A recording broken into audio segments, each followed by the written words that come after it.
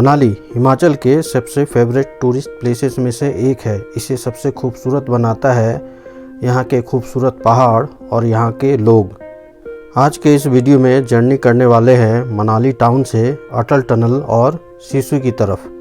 साथ ही साथ बात करेंगे मनाली माल रोड से अटल टनल की दूरी कितनी है और सिसु की दूरी कितनी है और वहाँ पर कैसे पहुँचा जा सकता है विंटर के समय में जब अटल टनल का रास्ता खुला हो। मनाली माल रोड से अटल टनल के साउथ पोर्टल की दूरी लगभग 25 किलोमीटर है, जिसे सोलंग वैली होते हुए जाना होता है। मनाली माल रोड से सोलंग वैली की दूरी 14 किलोमीटर है, जिसे बाई कार या बाई बाइक 30 to 40 मिनट में पूरा कर सकते हैं। जब अटल टनल का रास्ता खुला हो तो टैक्सी से या फिर बाइक से आप जा सकते हैं अटल टनल और सिसु घूमने के लिए। अटल टनल जाते हुए सबसे पहले पलचान होते हुए सोलंग वैली की तरफ जाना होगा। तो ये पलचान का ब्रिज है, तो यहीं से सोलंग वैली की दूरी लगभग 3 किलोमीटर है। विंटर के समय में सोलंग वैली में अच्छी खासी बर्फ़बारी होती है, लेकिन जब हम लोग इस समय विज़िट कर रहे थे तो सोलंग वैली में हल्की फुल्की बर्फ़ गिरी हुई थी, लेकिन सुनने में आया था कि अटल टनल की तरफ ज़्यादा बर्फ़ गिरा है और सिसु की तरफ।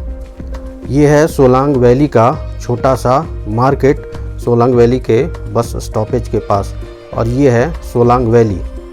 जिस दिन हम लोग विज़िट कर रहे थे सिसु की तरफ और अटल टनल की तरफ, उस दिन रास्ता खुला हुआ था तो रोड बिल्कुल क्लियर था, लेकिन अगल बगल अच्छी खासी बर्फ़ गिरी हुई थी। अटल टनल 10,000 फीट की ऊंचाई पर बना सबसे लंबा टनल है, जिसकी लंबाई लगभग 9 किलोमीटर है।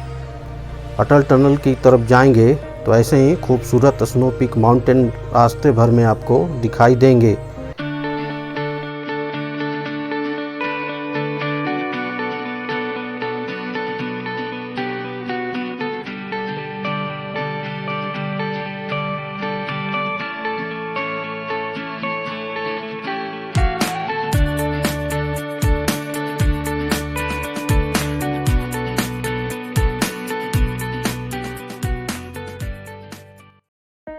जैसे जैसे अटल टनल करीब आते जा रहा है तो रोड के बगल में बर्फ़ भी और ज़्यादा दिखाई दे रहा है और स्नो पीक माउंटेन और भी ज़्यादा करीब से सफ़ेद और बड़े दिखाई दे रहे हैं।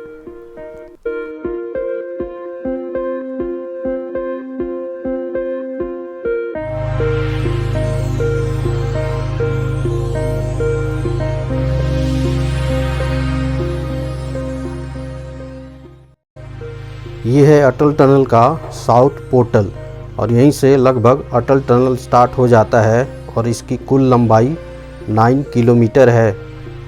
अटल टनल कनेक्ट करता है कुल्लू वैली को लाहौल वैली से। अटल टनल बनने के बाद काफ़ी सुविधा हो गई कि लाहौल वैली के लोग विंटर में भी कुल्लू वैली की तरफ आ सकते हैं।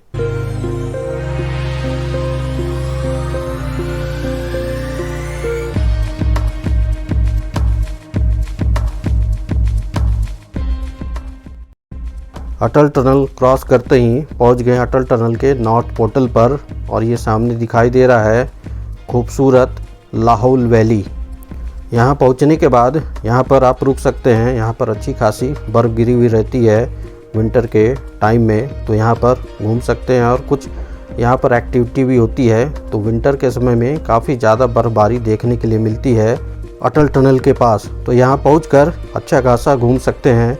और बगल में ही बहती है चंद्रा नदी, तो उस ये नदी है, तो यहाँ से खूबसूरत माउंटेन के व्यू दिखाई देते हैं, स्नो पीक माउंटेन। तो अच्छा खासा यहाँ पर घूमा जा सकता है और टाइम बिताया जा सकता है।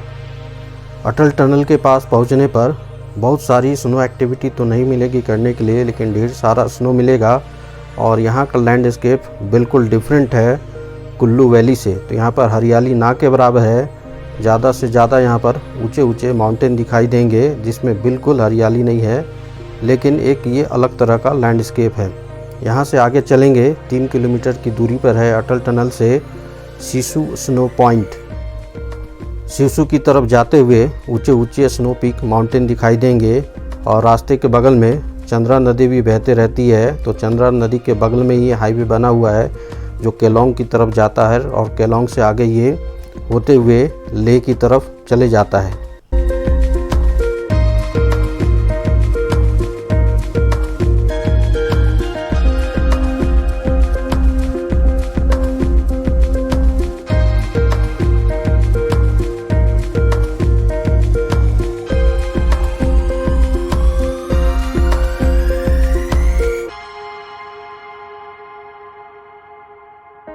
सिसु का स्नो पॉइंट सिसु के विलेज के पहले ही बना हुआ है, जहाँ पर पहले हेलीपैड हुआ करता था। वहीं पर अब टूरिस्ट के लिए स्नो पॉइंट बना के रखा है, तो यहीं पर भी लोग विजिट करते हैं। तो ये बिल्कुल खाली मैदान है। तो जिस समय विजिट किया था उस समय यहाँ पर थोड़ी बहुत बर्फ़ थी अच्छी खासी, लेकिन पहाड़ों पे माउंटेन पे अच्छे खासे बर्फ़ गिरे हुए थे। और ये बह रही है चंद्रा नदी और यहाँ पर एक सिसु लेक भी है सामने दिखाई दे रहा है। तो ठंड में ये बिल्कुल फ्रीज हो जाता है, जम जाता है। और सिसु स्नो पॉइंट के पास ही चंद्रा नदी के बगल में विंटर के समय में जब बर्फबारी होती है तो इस तरह के अच्छे खासे बर्फ़ देखने के लिए मिलेंगे। स्नो एक्टिविटी के नाम पे सिर्फ स्केटिंग होती है, लेकिन यहाँ पर घूम सकते हैं और अच्छा खासा माउंटेन सीनिक व्यू को एंजॉय कर सकते हैं फ्रेंड और फैमिली के साथ यहाँ पर पहुँचकर। सिसु के इस स्नो पॉइंट के पास जिप लाइन की एक्टिविटी होती है अच्छी खासी, तो उसे करना चाहे तो उसे यहाँ पर पहुँच कर सकते हैं। लेकिन यहाँ पर वही आपको अच्छा खासा लैंडस्केप मिलेगा देखने के लिए। और विंटर के समय में यदि बर्फ़ गिरी हो तो डेफिनेटली आपको अच्छा खासा स्नो भी देखने को मिलेगा।